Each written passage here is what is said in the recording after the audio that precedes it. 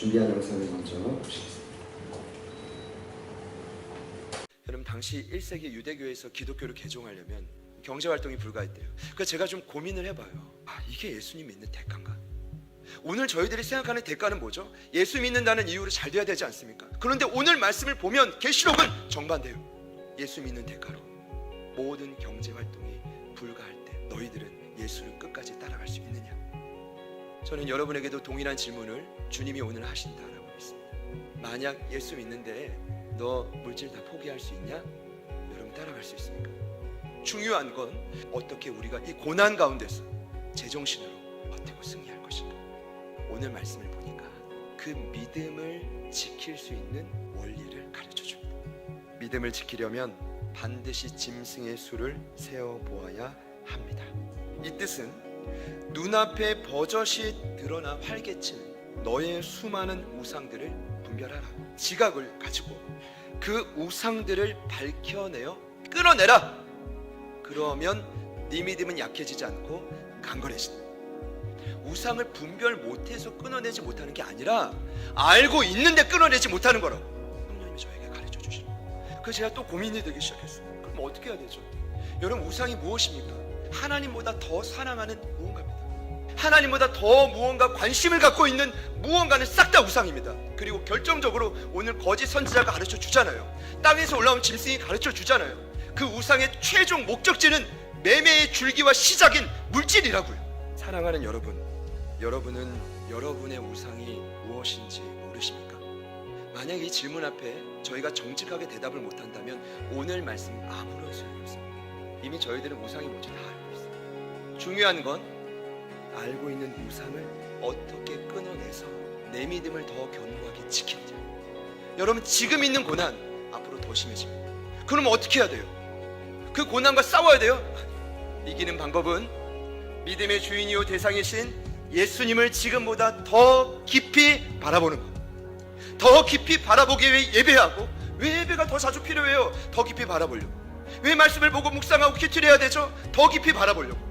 이거를 더 깊이 바라보지 않고 버틴다는 건 말이 안 돼요. 히브리서 기자가 초대교회 성도들에게 이렇게 말했습니다. 그러므로 함께 하늘의 부르심을 받은 거룩한 형제들아, 우리가 믿는 도리의 사도이시며 대제사장이신 예수를 깊이 생각하라. 마지막 최후 심판이 가까울수록 사단의 사주를 받은 두 짐승의 활동은 더욱 거세질 것입니다. 앞서 저희는 두 주간 걸쳐 계시록 13장을 살펴볼 때 두 짐승 이야기를 했습니다. 먼저 적그리스도인 바다짐승, 두 번째는 종교를 악용해서 적그리스도 바다짐승을 우상화시키는 일에 생명 바쳐 돕는 거짓 선지자, 이들을 땅에서 올라온 짐승이라고 말합니다. 여러분, 적그리스도는 네로, 김일성, 히틀러, 단순한 한 인물을 의미하지 않습니다. 다니엘서 예언에 나온 것처럼 바벨론, 페르시아, 헬라, 로마 제국을 포함하여 오고 오는 세대, 시공간을 초월하여 하나님과 교회를 핍박하는 모든 나라, 인물, 사상, 철학, 이념을 다 포함합니다. 그럼 각 시대의 거짓 선지자들은 누굽니까? 어떻게든 이 적그리스도를 우상화하여 그들에게 경배하게 만들어 이미 선택받은 교회도 빼앗고 아직 구원받지 못한 세상은 빼앗기지 않는 사명을 가진 자들이 거짓 선지자들입니다. 그래서 지난주에 말씀드린 것처럼 그들은 용처럼 말을 하지만 본질은 사단에 속해 있지만 어린 양 예수처럼 겉모습은 두 뿔을 가져 주변 사람들을 속이고 기만하는 자다. 근데 거기에 더해져서 큰 이적과 기적까지 베푸는 자다. 그런데 그들이 나중에 어떻게 한대요? 사람들의 이마와 손에 표를 붙인다.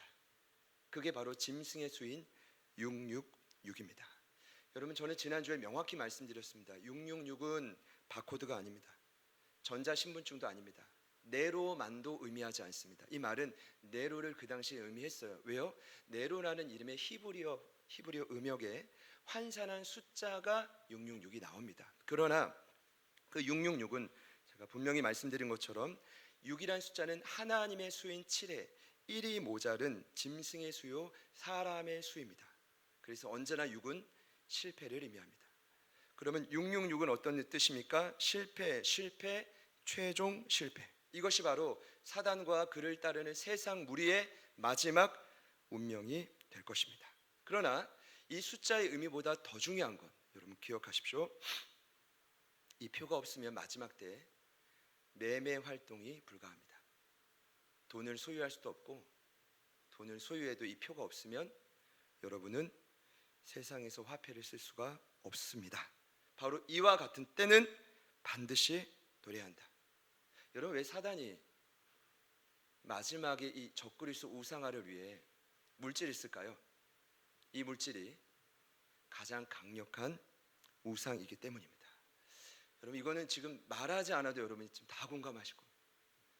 내 폐해가 삭감이 되고 많은 어려움을 겪고 사업은 뜻대로 풀리지 않아서 하루하루 불면증에 시달리는 분들이 많으실 겁니다. 저는 안 나던 피부 트러블이 나가지고 앞에서는 잘 안 보이실 텐데 오늘 박 집사님 안 보이시네요.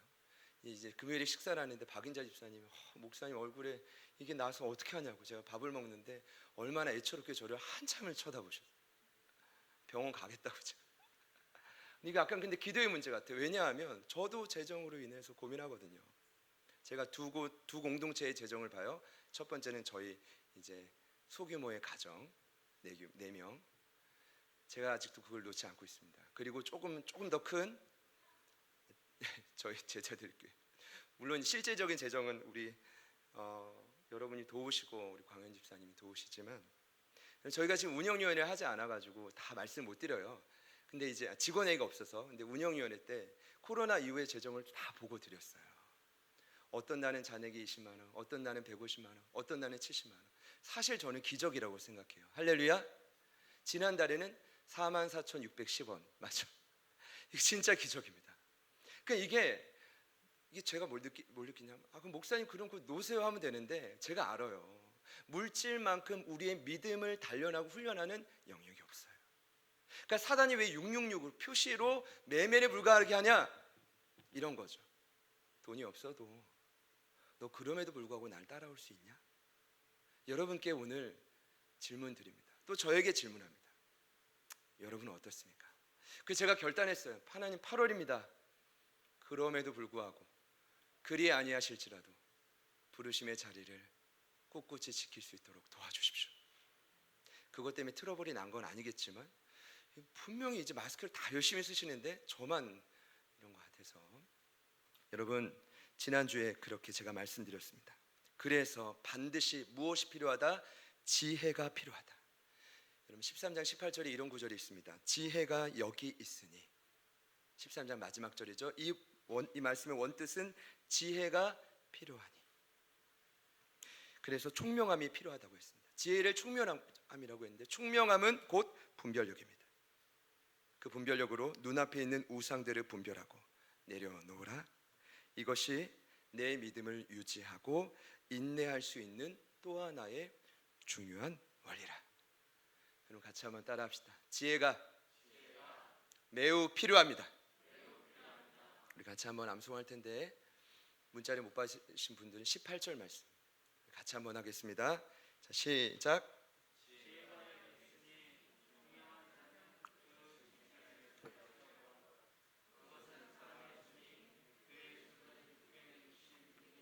아마도 아멘.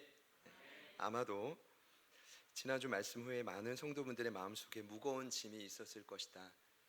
제가 예견합니다. 왜냐하면 짐승의 수를 분별하고 이게 뭐죠? 우상을 발견하고 스스로 삶에서 끊어내는 건 여러분 제가 분명히 말씀드릴게요. 신앙의 정답입니다. 성숙의 정답이에요.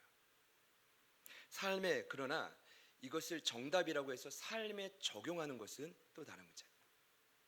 여러분 결코 만만치 않았을 것입니다. 저도 마찬가지였습니다.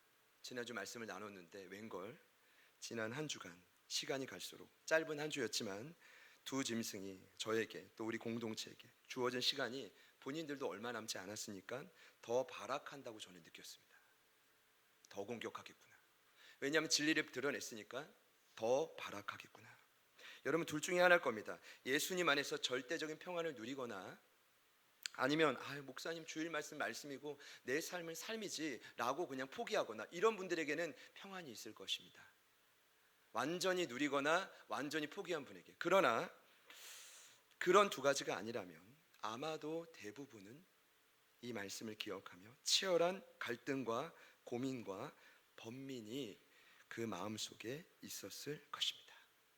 저는 오늘 저와 여러분뿐 아니라 이 13장 말씀을 대했던 요한도 마찬가지라고 생각합니다. 비록 그가 훈련받은 영적인 아비지만 그는 우리와 동일한 성정을 가진 인간입니다. 여러분, 초대교회 성도들 유명하지만 그들도 마찬가지였을 것입니다. 아니, 이 말씀은 이해되는데, 머리로는 이해가 되는데 삶의 고난은 지속돼요.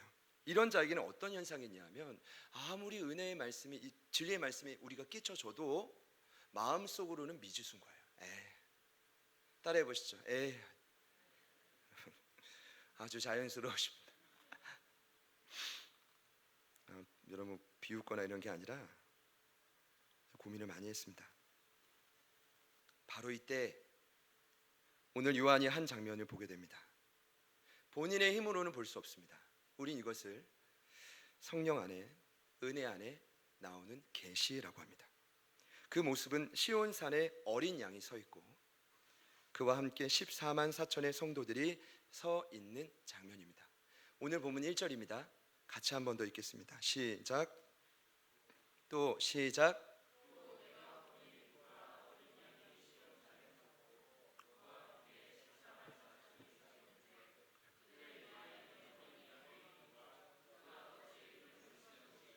여러분, 여기 보니까 어린 양이 누워 있습니까? 쓰러져 있나요? 어떻게 있죠? 서 있다. 서 있다라는 말은, 성경에 서 있다라는 것은 사단의 세력을 이겼다라는 것입니다. 예수님이 이미 이기시고 우뚝 서서 구주의 완전한 모습이죠. 승리한 영적 장수의 모습을 띠고 있습니다. 그리고 그 옆에는 이마에 하나님의 이름, 어린 양의 이름, 짐승의 표가 아니죠. 이 누굽니까? 구원받은 성도라는 14만 4천의 성도들이 동일하게 서 있습니다. 여러분, 계시록 7장 강의 때 말씀드렸습니다. 14만 4천은 그 수만 구원받는 게 아닙니다. 오고 오는 세대에 어린 양의 피로 구원받을 모든 성도를 의미합니다. 자, 그러면 승리한 이들이, 어린 양과 성도들이 지금 어디에 서 있을까요? 자, 질문입니다. 1번 시온산, 2번 시내산. 1번일까요? 2번일까요? 시내산 아니에요? 네. 여러분, 이런 생각하실 수 있습니다. 시온산이 시내산 아닌가? 저도 그랬어요. 근데 여러분, 시온산입니다. 구약엔 대표적인 산이 두 개 나와요. 시온산, 시내산. 비슷하지만 서로 쌍벽입니다. 시내산은 모세와 이스라엘이 처음으로 율법을 받은 곳입니다. 시내산은 어떤 의미로 영적으로 적용되냐면 율법을 지키지 않으면 죽어요. 심판과 공의를 상징하는 산이 시내산입니다. 시온산은요, 또 다른 이름이 모리아산입니다.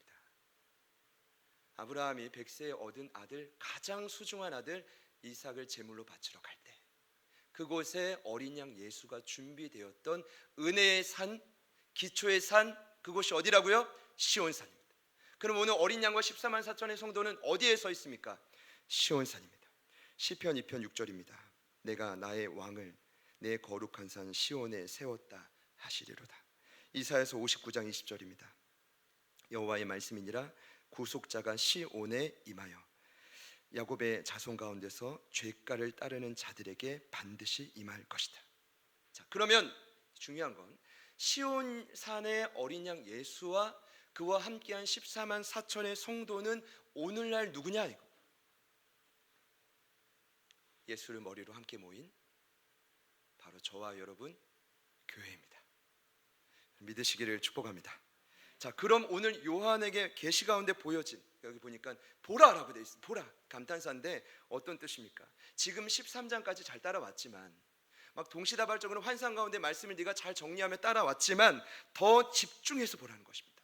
지금 집중해서 보라는 그곳이 어디입니까? 이 땅에 핍박받는 교회가 아니에요. 고민이 넘쳐나는 이 세상이 아니라 어떤 교회입니까? 천상의 교회입니다. 그리고 훗날 저와 여러분의 코끝에 숨이 멈추면 함께 다 같이 가게 될 그곳입니다. 여러분, 저는요 이런 생각이 들었습니다. 말씀을 먼저 묵상하면서 그 모습을 본 요한은 굉장한 힘과 위로를 얻었을 것입니다. 할렐루야. 그리고 오늘 이 말씀을 처음으로 접했던 초대교회 성도들은 숱한 핍박, 유혹의 흔들림 속에서 큰 용기를 얻었을 것입니다. 일단 제가요 이 14장 말씀 1절을 탁 펴는데 보라 묵상하는데 마음에 무거운 짐이 덜어지는 느낌을 받았습니다. 여러분, 이런 거죠.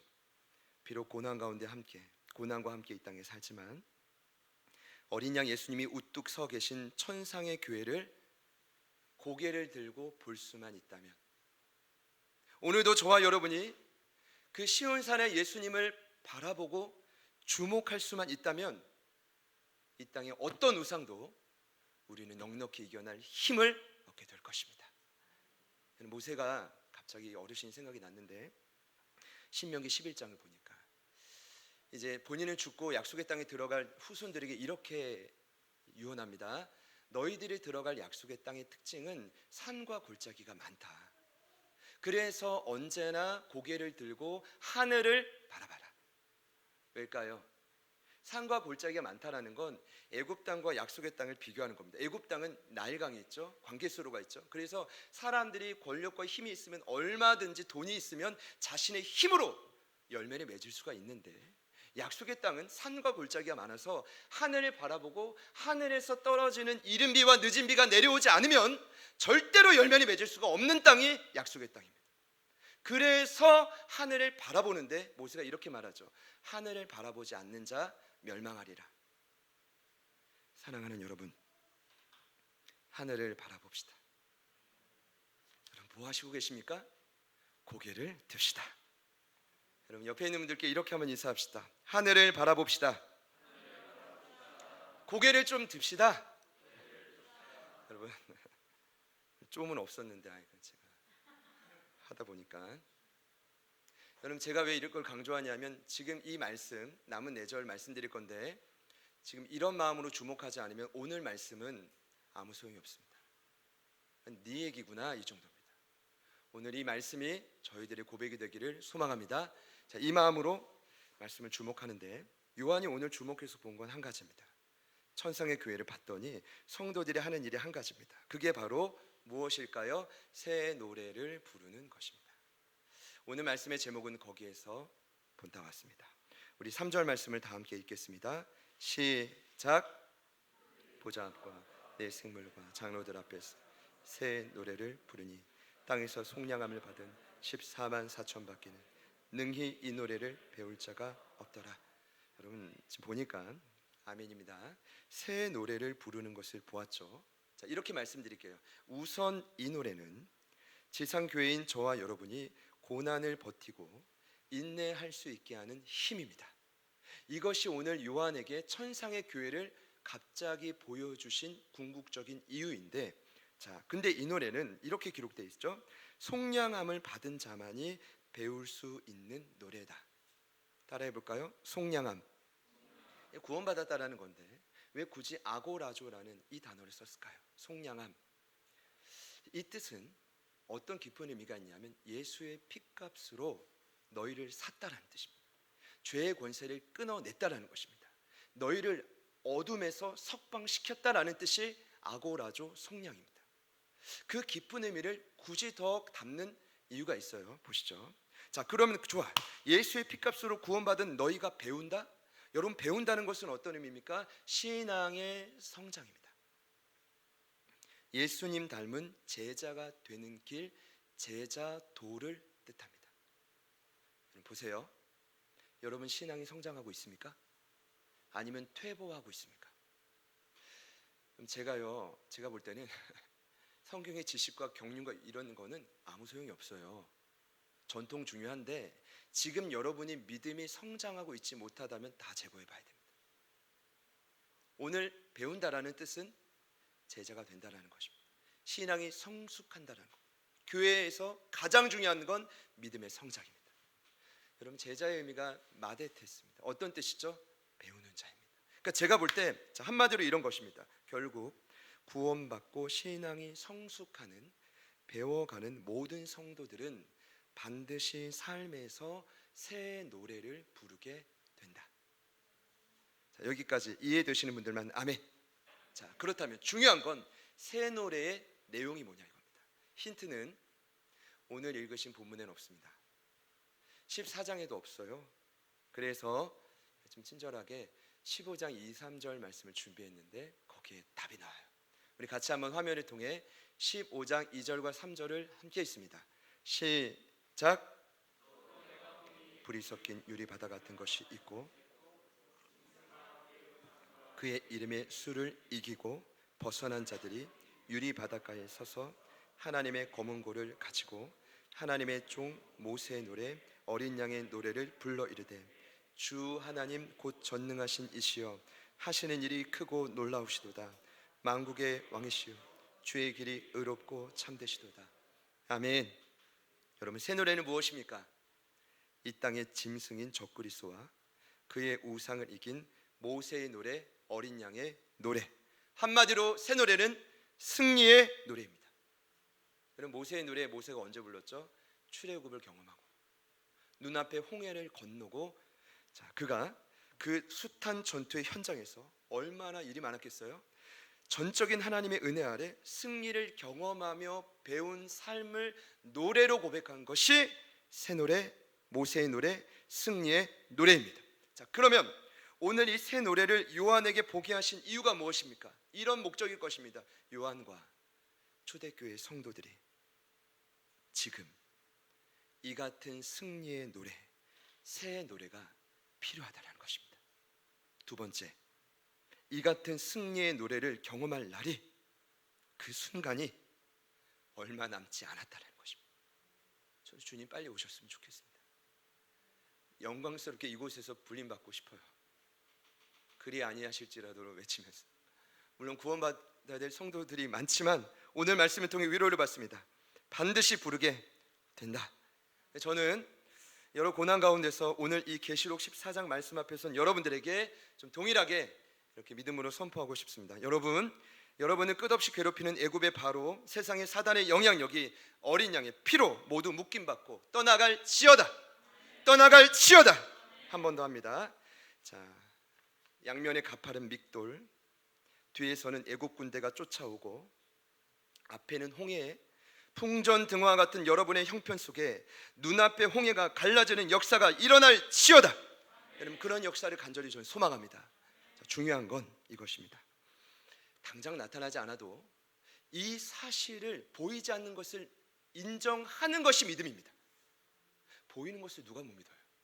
아, 내 인생에 일이 잘 풀린다, 누가 안 기뻐요? 그러나 그럼에도 불구하고 나는 이 승리의 노래를 부르게 날이 올 것이다 라는 것이 진짜 믿음인 거죠. 이해되시죠? 자, 그러면 정말 더 중요한 건 이 노래는 사실 날마다 필요하다. 한 번 부르고 말 노래가 아니다. 어제 불렀다면 오늘 또 불러야 될 노래입니다. 왜요? 사단은 끝까지 발악할 것이니까요. 두 짐승은 저와 여러분을 가만두지 않을 거니까요. 어떻게든 이럴 수 있어요. 목숨을 끊게 하든가 포기하게 하든가 여러 가지 방법으로 여러분에게 본 앞에 보이는 우상을 점철시킬 것입니다. 감사와 찬양은 다 잃어버리고 어떻게든 원망과 불평을 하다가 교회에서는 보이는 건 정죄와 판단밖에 보이지 않고 분열시키는 것이 그들의 교회를 무너뜨리는 최종 방법입니다.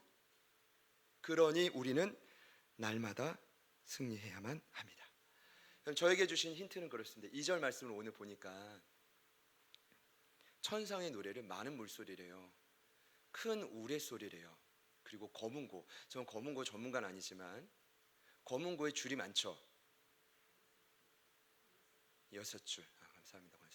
6줄이면 한 줄보다 많잖아요. 그러니까 어떤 느낌이냐 하면 줄 참 많다. 뭐 그렇게 노래가 많냐. 처음엔 이랬는데 깨달아졌어요. 뭐예요?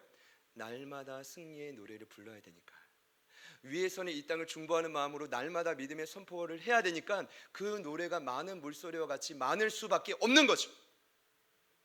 여러분, 한 번 승리하고 죽을 때까지 승리할 수 있습니까? 아니죠. 날마다 이 노래가 우리에게 필요합니다. 그렇다면 오늘 말씀의 가장 중요한 핵심은 이 승리의 노래를 우리가 이제 흩어지게 될 그 삶의 자리에서 어떻게 지금보다 더 자주 누릴 수 있느냐, 그 원리가 4절과 5절에 나오는데, 감사한 건 말씀에 빈틈이 없다는 것입니다. 제가 빈틈이 없는 게 아니라 말씀에, 이 4절과 5절을 마지막으로 다 같이 함께 읽겠습니다. 시작.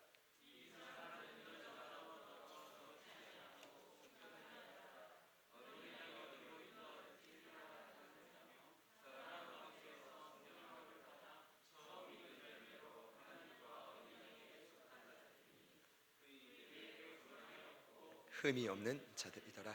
아멘. 지금 네 가지를 말합니다. 첫 번째는 이렇게 여러분 이해하시면 돼요. 이 사람들은 이렇게 소개되죠. 이 사람들이 누구예요? 고난 속에 속량함을 받아 신앙이 성장하며 새 노래를 부르는 자들은 이러한 특징들이 있다라고 소개합니다. 그럼 이 사람들은 첫 번째 어떤 자냐 하면 순결한 자들입니다. 여기서 말하는 순결은 여러분 눈치채시는 것처럼 육체의 순결만을 의미하지 않습니다. 이렇게 말하죠. 여인으로부터 순결해라. 여러분 헷갈릴 수 있어서요. 계시록에는 짝을 이루는 말씀들이 많이 나오는데 여인도 두 여인이 나오죠. 첫 번째 여인은 계시록 12장에서 이미 말씀드렸던 하늘의 해와 달과 별로 치장된, 그리고 이제 고통 속에 아이를 해산하는 그 여인은 누구였죠? 교회입니다. 그럼 이제 두 번째 여인은 누구냐 면 계시록 17장에 등장하게 될 큰 음녀 바벨론, 누구죠? 세상을 통치하는 사단입니다. 그 오늘 말씀에 순결한 자가 되라는 말은 뭐냐면 그 음녀 바벨론으로부터 구별된 영적인 순결을 지키라. 이 영적인 순결을 지킬 때 그 마음속에 새 노래가 터져 나온다는 말입니다. 기대가 되시는 분들만 아멘 해보시죠. 아멘이시죠? 두 번째는 어린 양이 어디로 인도하든지 따라갈 수 있는 자. 제가 볼 때는 오늘이 신앙의 핵심인데 이들이 바로 새 노래를 부르는 자들입니다. 여러분, 어린 양은요 누구를 의미하냐면 우리 영원한 목자 되신 예수님입니다. 요한복음 10장을 다시 폈어요. 정확히 봤어요. 양은 목자의 음성을 양은 목자의 음성을 듣는다. 그렇죠? 근데 제가 뭘 설명하려고 했냐면 들을 가능성이 있다 이렇게 되어 있지 않고 거기 보면 분명히 양은 목자의 음성을 들을 수 있다라고 되어 있어요. 이 말이 뭐냐면 예수의 피값으로 속량함 받은 사람들은 아무리 삶이 엉망진창이어도 다시 마음 다잡으면 반드시 주의 음성이 들립니다. 그런데 더더구나 첫 번째 원칙인 순결한 자로 구별된 삶을 살아가는 양들에게는 목자의 음성이 얼마나 잘 들리겠어요. 근데 여기서 중요한 건 어린 양의 음성을 듣느냐가 아니라 따라가는 자입니다. 따라간다라는 것은 듣는 것보다 훨씬 중요합니다. 따라간다라는 건 한마디로 순종입니다. 순종은 무엇입니까? 나의 뜻과 예수님의 뜻이 부딪힐 때, 반드시 믿는 자는 고민과 염려와 갈등을 할 때 그 순간 나의 뜻을 내려놓고 목자의 뜻을 선택하는 것이 순종이고, 우린 이것을 그 유명한 자기 부인이라고 합니다. 하나님, 내가 십자가 지겠습니다. 여러분, 아니요. 우리가 먼저 훈련해야 될 건 자기 부인입니다. 예수님이 제자들 훈련할 때 한 2년쯤 됐을 때 그들을 가이사랴 빌립보라는 황제의 도시로 데리고 가서 뭐라고 하셨습니까? 아무든지 누구든지 나를 따라오려면 자기를 뭐 하래요? 부인하고 그 다음에 자기 십자가를 지는 겁니다. 자기 부인이 습관이 돼야 됩니다. 자기 부인이 무엇입니까? 나의 뜻을 내려놓고 예수의 뜻을 선택하는 것입니다. 그런 자들에게는 가슴에서 새 노래가 터져 나온다. 할렐루야. 그리고 또 말합니다. 나 자신을 속량함을 받은 처음 익은 열매로 하나님과 어린 양에게 속한 자로 인정하는 자. 다시 한번요. 나 자신을 어떻게 해요? 처음 익은 열매로, 속량함으로 처음 익은 열매로 하나님과 어린 양에게 나는 속했다. 여러분, 이 뜻은 이런 의미일 것입니다. 우선은 제가 처음 익은 열매 할 때 떠오르는 건 이거 초대교회 성도만 의미하는 거 아니야? 뭐 우리의 부모의 세대만 의미하는 게 아니야? 이렇게 생각했는데 그게 아니라 여기서 처음 익은 열매란 오고 오는 세대에 구원받게 될 모든 성도를 의미합니다. 자, 그러면 그들 모두 특징이 있죠. 속량함이라는 단어가 또 나왔는데 이런 것입니다. 독생자 아들 예수의 피값으로 내가 너를 지불하고 사들였다. 그러니 너는 내 거다. 너는 세상 게 아니라 내 거다. 이 말이 뭐예요? 하나님의 소중하고 특별한 소유물이다. 여기서 제가 새롭게 깨달은 건 왜 처음 익은 열매라고 하는지 깨달았어요. 여러분, 보통 처음 익었다는 건 예수의 피값으로 구원받은 열매를 의미하는데 여기엔 이런 가능성이 있죠. 처음 익은 열매니 앞으로 또 뭐가 있어요? 두 번째, 세 번째, 100번째, 1000번째 열매가 있어지기를 축복합니다. 그래서 우리가 기억해야 될 건 그 열매를 맺게 하시는 분은 내가 아닙니다. 교육자들, 저도 교육자지만 저희들이 어떤 유혹에 잘 빠지냐 하면 뭐 탁월하게 뭔가를 하면 열매 맺을 것 같은데 아닙니다. 요즘에 로마서 말씀을 묵상하면 처절하게 깨닫습니다. 여러분의 삶을 변화시킬 수 있는 유일한 분은 구원의 증표를 우리 안에 주신 성령님 뿐입니다. 그분이 열매 맺게 하실 것입니다. 그분이 우리의 포도나무 되신 예수님께 날마다 집중시켜서 여러분의 삶에 열매 맺게 하는 거지, 우리가 여러분을, 저희들이 여러분을 열심히 막 섬긴다고 아니에요. 성령께서 하실 것입니다. 자, 기대하는 마음으로 옆에 있는 분들께 한 번 더 이렇게 인사합시다. 당신은 하나님의 독특한 소유물입니다. 자, 죄송해요. 원래 특별한인데 원고상은 독특한이라고 했습니다. 한 번 더 하겠습니다. 지금은 많이 심각하지만 풍성한 열매를 맺게 될 것입니다. 빌립보서 1장을 보면 제가 너무 위로가 돼요. 바울 사도가 그렇게 오래 사역해도 교회는 온전하지 않아요. 누가 저한테 교회 온전함에 대해 묻는다면 그냥 빨리 천국 가라 이러고 싶어요. 죄송합니다. 그냥 가끔 이런 생각하면 너무 막 이게 막 정리가 안 되면 빨리 주님 곁으로 가시면 행복할 텐데, 이 땅은 문제가 끊임이 없어요. 앞으로 더 심해진다고요? 왜 자꾸 더 심해져야 되는데 왜 완전한 걸 바라냐고요. 그런데 보세요. 그래서 빌립보서 1장 6절에 바울이 이렇게 말하죠. 너희 안에 착한 일을 시작하신 이가 그리스도 예수의 날까지 그가 이루실 거다. 예수님이십니다. 그분이 여러분을 자기 거라고 했으면 그분이 성령 안에서 열매를 맺게 하실 곳입니다. 자, 옆에 있는 분들께 한 번 더 축복합시다. 지금은 많이 고장났지만 반드시 열매를 맺게 될 것입니다. 그리고 마지막 네 번째 원칙인데 이것입니다. 거짓말과 흠이 없는 자로 사는 자. 사실 거짓은 세상, 음녀, 바벨론을 대표하는 가장 큰 특징입니다. 왜냐? 세상의 주인인 사단은 요한복음 8장을 보면 거짓의 아비입니다. 여러분, 제가 기대를 꺾자라는 게 아니라 세상은 시간이 갈수록 더 서로를 속이고 꾀일 것입니다. 계시록 12장 9절에 사단은 온 천하를 꾀는 자요. 어떤 뜻이었죠? 진리 아닌 다른 길을, 수많은 길을 만들어 놓은 자입니다. 그것으로 선택된 교회도 이제 막 빼앗을 텐데,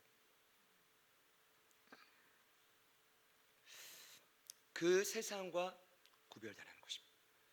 굉장한 결단과 제가 볼 때 몸부림이 없으면 이건 좀 불가능한 일이에요. 그리고 심지어 이렇게 말하죠. 흠 없는 자로 살래요. 이게 뭐예요? 일단은 기본적으로 어린 양의 피가 필요하지만 성경이 말하는 흠 없다라는 표현은 언제나 예배와 관련되어 있습니다. 저는 여러분께 이렇게 말씀 나눌게요. 여러분 삶의 터전에 흩어져서가 시작입니다. 거기서 흠 없는 자로 살라는 말은 그곳을 예배의 터전으로 바꾸라는 뜻입니다. 여러분을 산 제물로 드리라는 것입니다. 아무리 세상 유혹이 많아도 거짓이 넘쳐나도 진실되고 정직한 자답게 살라. 그런 자에게는 가슴에서 새해 노래, 승리의 노래가 터져나온다. 제가 네 가지 말씀드렸습니다. 뭐죠? 순결한 자, 어린 양을 어디든지 따라가는 자, 소극량함으로 처음 익은 열매로 자기 자신을 기대하는 자, 그리고 흠이 없는 자. 제 안의 고민은 이 말씀 너무 명확한데 네 가지니까 너무 많은 거예요. 물론 여러분 다 기억하실 수는 있지만, 다양성을 인정하지만 제가 좀 마음의 고민은 하나님 네 가지를 한 가지로 어떻게 묶을 수 있는 방법 없나요? 고민이었습니다. 그때 제게 생각나게 하신 한 장면은 유대인들의 약혼식이라고 하는 정혼식입니다. 여러분, 그 정혼식은 이런 것입니다. 새로 가정을 세우기 위한 준비 단계로 유대인들이 약혼하는 것을 정혼이라고 합니다. 근데 그 정혼은 정확하게 결혼 1년 전에 정혼을 합니다. 그리고 그 남은 1년은 두 사람이 결혼식은 안 했지만 율법상 부부임을 간주합니다. 반드시 중요한 게 뭘까요? 순결을 지켜야 됩니다. 여자만요? 아니요, 남자도 마찬가지입니다. 여인은 더 철저하게 순결을 1년 동안 지키고, 남성은 이게 이제 죄의 결과인지 모르겠지만 지참금을 준비해야 됩니다.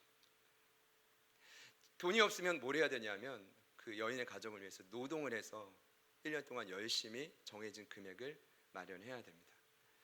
사랑이 돈인가? 여러분, 이런 문제가 아니라 어쨌든 그게 법이었습니다. 그리고 정확하게 1년이 되면 밤에, 왜냐하면 유대인의 시간은 밤부터 시작입니다. 밤에 그토록 기다렸다 그 여인을 아내로 맞이하는 예식을 치르게 됩니다. 여러분, 그 이후 이야기를 할 텐데, 여러분 이거 너무 당연하지만 요즘 같으면 좀 어렵죠. 뭐냐? 땀 흘려 대가를 치룬, 그리고 자신을 아내로 맞이하기 위해 피눈물을 흘린 남편을 위해 여인은 그때부터 이전보다 더 지속적으로 순결을 지킵니다. 그리고 여인은 그때부터 남편의 뜻을 더 철저히 따라갑니다. 그리고 여인은 남편과 두 사이에 아름다운 자녀일 수도 있지만 열매를 기대하며 살아갑니다. 그리고 마지막으로 서로 간에 거짓이 없고 서로 덜어는이 아니라 더욱 사랑하는 단계로 들어가게 됩니다. 그것이 바로 건강한 관계의 모습입니다. 근데 놀라운 건 이거예요. 신약 성경에 하나님의 교회인 저희들을 하나님은 뭐라고 하시냐면 거룩한 신부라고 합니다. 그러면 질문입니다. 남편은 누굴까요? 예수 그리스도입니다. 시온산에 우뚝 서 계신 예수님이십니다. 여러분, 이것을 정혼에 대입하면 제가 깜짝 놀랐습니다. 이것입니다. 하나님은 창세 전부터, 여러분은 부모님의 몸의 형질이 되기 전부터 영광스러운 교회로 택하셨습니다. 이게 뭐예요? 정혼입니다. 이미 약혼했습니다. 그리고 저희들을 거룩하게 구별하여 그 아들 예수의 피값으로 그 엄청난 죄의 지참금을 단번에 해결하셨습니다. 그리고 이제는 영원한 남편 되신 예수 그리스도를 따라 어디든지 오라고 초청하십니다. 그리고 거기서 끝나는 게 아니라 풍성한 열매를 맺기 위해 지속적으로 남편 되신 예수의 힘으로 이 땅에서 서고 가고 걷고 보기를 원하십니다. 저는 여러분이 위기 가운데, 어려움 가운데 있는 걸 압니다. 다른 모르지만, 그래서 오늘 여러분을 친밀한 초대 가운데로 좀 초청하려고 합니다. 어떻게 이길 수 있을까요? 자, 나는 위기가 없는데, 착각입니다. 더 깊은 열매의 단계로 들어가야 됩니다. 여러분, 정부와 이 지도자들 위해서 정말 간절히 눈물로 기도하고 계십니까? 저도 금요일에 눈물로 기도했는데 오늘 아침에 듣기로는 용인의 그 모 교회가 배려와 아카데미, 제가 예전에 이단 관련된 책을 교수님과 함께 쓸 때 그 김기동을 연구했었거든요. 내가 잘못 기도했나? 이런 마음도 한편으로 들면서도 어찌됐건 세상에서 볼 땐 다 같은 교회 아닙니까? 죄송해요, 제가 두둔하는 게 아니라 영혼이잖아요. 살려야 될 영혼들이 있잖아요. 기도해야 됩니다. 내 인생의 어떤 감사로 만족으로 끝나는 게 아니라 우리는 지금도 열매 맺음으로 그 생명을 이 땅 가운데 흘려보내야 됩니다. 함께 살아야 합니다. 자, 그렇다면 이 위기를 어떻게 극복해야 됩니까? 오늘 말씀의 결론은 간단합니다. 영원한 남편 되신 그 예수님을 바라보라. 시온산에 서 계신 예수를 바라보라. 주목하라. 여러분, 14만 4천이 제가 진짜 제일 부러운 건 눈만 뜨면 자는지 모르겠지만 그 눈앞에 버젓이 어린 양 예수님이 우뚝 서 계시다라는 것입니다. 그러니 그 많은 물소리가 넘치도록 우레소리와 같은 노래를 부를 수밖에 없는 거죠. 그러나 이 땅을 살아가는 우리는 그렇게 노래를 부를 수가 없죠. 그러니 뭐 해야 됩니까? 오늘 요한처럼 부르신 자리에서 고개를 뻣뻣이 들고 다시 한번 시온에 계신 어린 양을 바라봐야 됩니다. 그러면 우리는 살 수 있습니다. 날마다 하면 날마다 승리하는 것이죠. 이것이 우리가 이 땅을 살아갈 방법이다. 여러분, 옷자락이라도 잡는 심정으로 매달려야 되지 않아요? 더 깊은 단계로 여러분을 초청하고 있습니다. 만족하십니까? 저 너무 두려운데요. 저 너무 흔들리는데요. 하나님, 8월 한 달 잘 버틸 수 있을까? 날마다 고민하는데요. 그러면서도 이 사건, 이 거짓 선지자 김여한 얼마나 또 자책하는데요. 왜 나를 통해 살아나지 않을까? 좀 기도할 때마다 펑펑펑 좀 좋은 일들이 많아졌으면 좋겠는데 왜 안 될까? 야, 그건 아니잖아. 이런 거 알면서도 고민하는 제 자신을 보면서 너무 아픈데요. 여러분 어떻습니까? 제정신으로 이 땅을 살아갈 수 없죠? 누굴 바라봐야 되죠? 영원한 남편 대신 우리의 모든 지창금을, 죄의 값을 단번에 해결하신 그분이면 여러분을 지금도 살릴 수 있습니다. 초청합니다. 오늘 같이 찬양하고 기도하실 때 그 믿음으로 주님 바라볼 수 있기를 소망합니다. 같이 찬양하시겠습니다. 한순간이라도 성령의 임재 아래 그분을 요한처럼 바라볼 수 있기를, 날마다 그 역사가 일어나기를 기대합니다. 같이 우리 고백하겠습니다.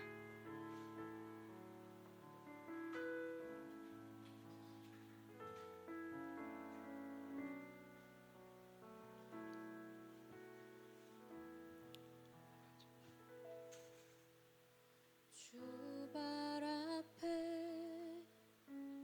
무릎 꿇고 그 사랑에 남기네. 어떤 말도 그 어떤 소리도 그 발 앞에서 잠잠해지네.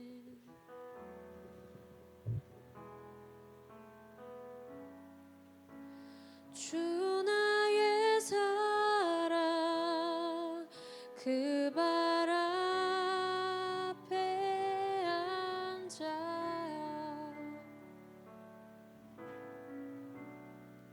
내 모든 기도는 사랑의 노래가 되네.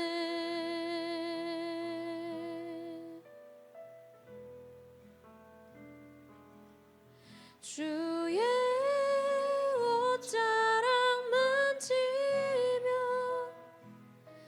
주의 두 발을 씻기며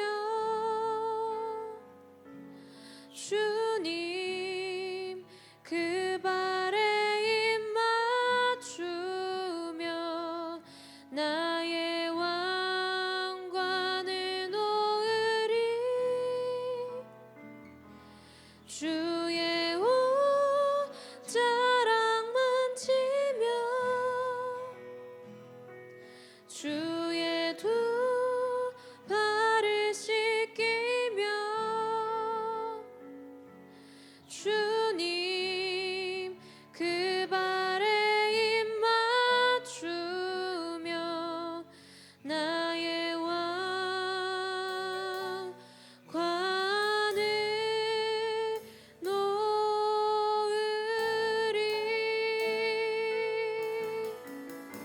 주 발 앞에 주 발 앞에 무릎 꿇고 그 사랑에 남기네. 어떤 말도 그 어떤 소리도 그 발 앞에서 잠잠해지네.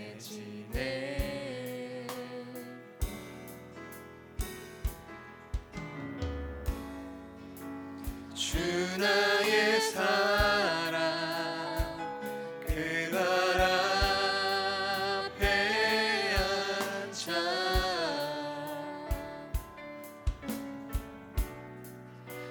내 모든 기도는 사랑의 노래가 되네.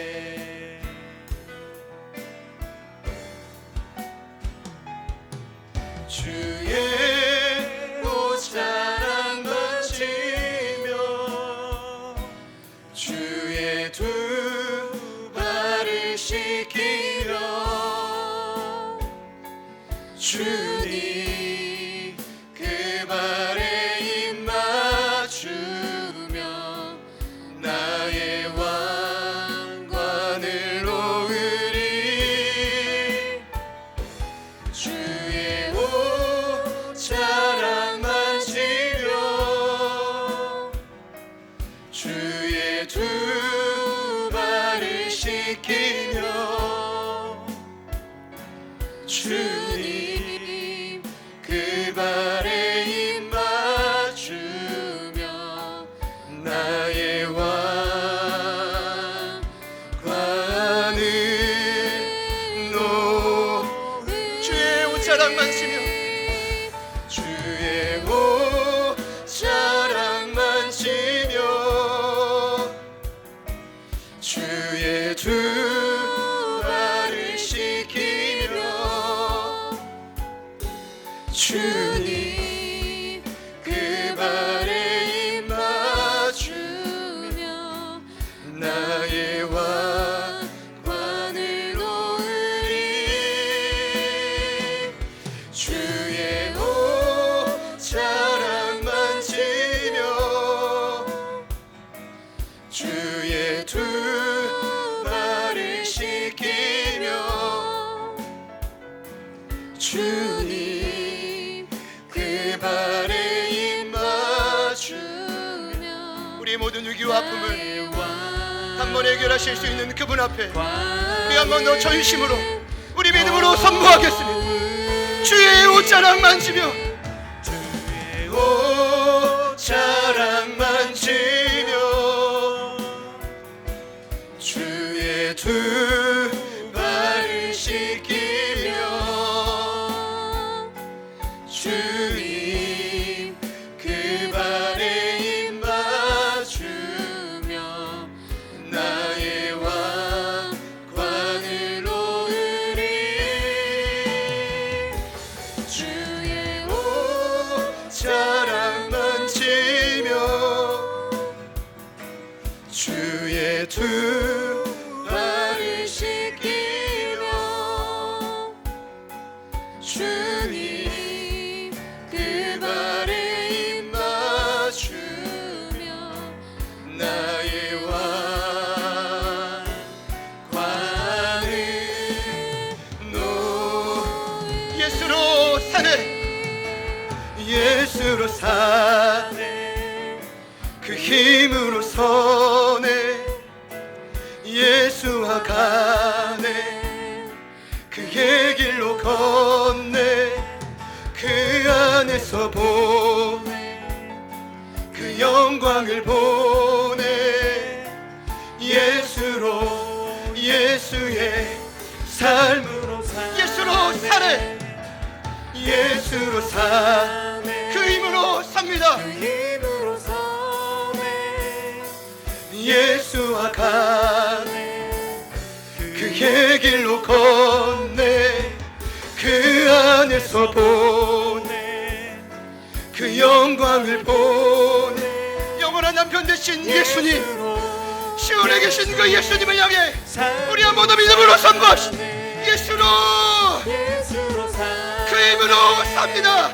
그 힘으로 서네 예수와 가네 그의 길로 걷네 그 안에서 보네 그 영광을 보네. 예수로 우리 삶을 향해 한 번 더 선포합시다. 예수로 사네 예수로 사네 그 힘으로 서네 예수와 가네 그의 길로 걷네 그 안에서 보네 그 영광 영광을 보내 예수로 예수의 삶으로 사네. 초청합니다. 희락 같은 희망이지만 오늘 말씀이 진짜라면 나에게도 요한과 같이 보여주십시오. 그 예수님을 이전보다 더 깊이 만나게 하여 주십시오. 내가 할 수 있는 것은 오늘 말씀을 듣고 이해하고 마음으로 선택하는 것뿐입니다. 그렇게 결단하시는 분이 있다면 두 손을 잠시 가슴에 모으시겠습니다.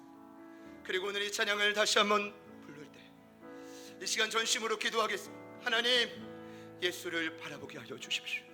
시온산에 계신 영원한 남편, 불변하는 그분을 향해 나의 믿음의 눈을 들고 바라보게 하여 주시고, 그분이 원하시는 곳을 순결한 마음으로 어디 있는지 따라가요. 주님 원하시는 풍성의 열매를 기대하며 주님 그 생명을 이 땅 가운데 흘려보내는 하나님의 사람이 되게 하여 주십시오.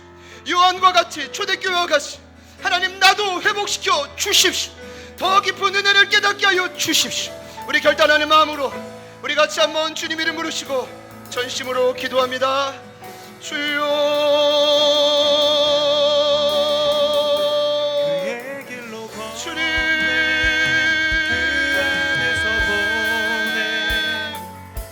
주님 영광을 보내 예수로 예수의 주님 앞에 간구하며 삶으로 우리 눈앞에 있는 모든 짐승의 수를 세워볼 수 있는 믿음을 허락하여 주시고, 세워볼 수 있는 지혜를 허락하여 주시고, 그 영적인 분별력을 허락하여 주시고, 고난과 외침과 하나님 답답한 마음을 어디서도 떨쳐낼 수 없습니다. 그러니 오늘 주님의 전에 나와 시온산과 같은 이곳에서, 예루살렘과 같은 이곳에서 우리 하나님을 더 깊이 만나기를 결단합니다.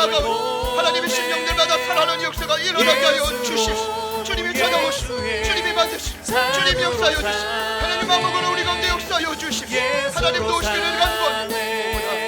순결한 자들, 하나님 주님 원하시는 어디든지 따라가고 결단하는 자, 하나님 그 안에서 나에게 시작하신 그 처음 익은 열매를 끝까지 이룰 그 예수님을 더 기대하는 마음으로 흠없는 자로 예배자로 그곳에 설 자들을 기대하며 나아가며 하나님 곳에서 너희들을 축복하시고 사랑하는 가족들을 축복하시고 영광 주님 원하시는 그 모습 그대로 우리를 믿으시고 주님 원하시는 그 뜻과 계획대로 우리를 인도하시고 하나님 어두운 이 땅 가운데 하나님의 성령을 정치의 종자들을 기억하시고 수많은 피와 땀 흘리는 의료진들을 기억하시고 하나님 얼음하고 신음하고 아파 수많은 우울증으로 심각한 상황에 놓인 수많은 하나님 우리 주변에 있는 아파하는 영혼들의 눈물을 흘리고 기도하시고 하나님 우리의 동의 그 사명을 이루어 주십시오.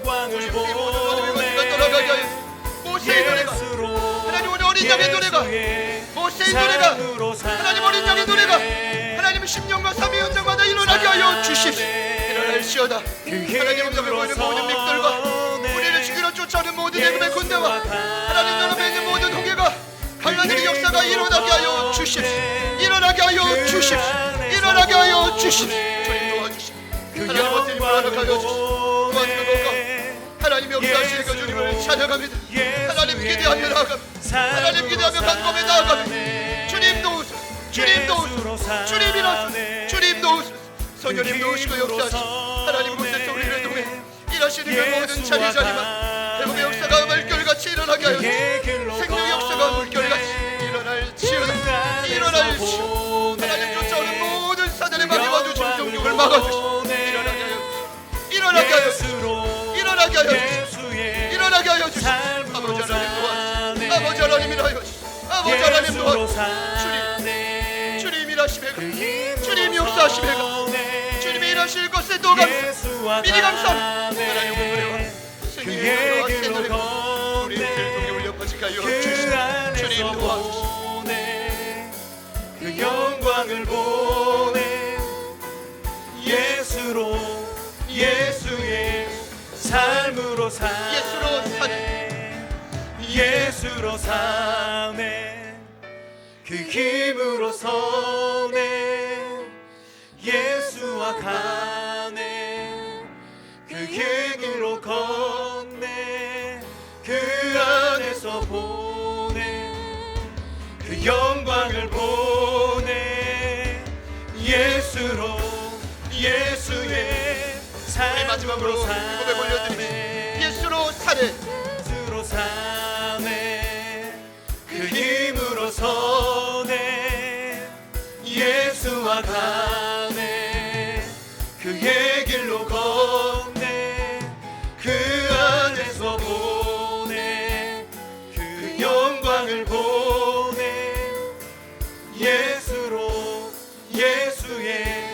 삶으로 사네. 승리하신 예수님, 패배했던 그 자리에서 주님을 바라봅니다. 어쩌면 이곳이 시온산과 같을지 모르겠습니다. 조금 더 가까워진 그 예수님을 향해 오늘 저희들의 부족한 믿음을 올려드립니다.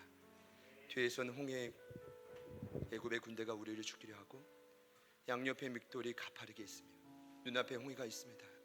그러나 이 시간 시온산의 예수를 바라보며 두 손을 가슴에 모으고 간절히 고백한, 그리고 우리 함께 예배하는 모든 성도분들의 삶에 이 한 주간 홍해가 갈라지는 놀라운 역사가 일어날지어다.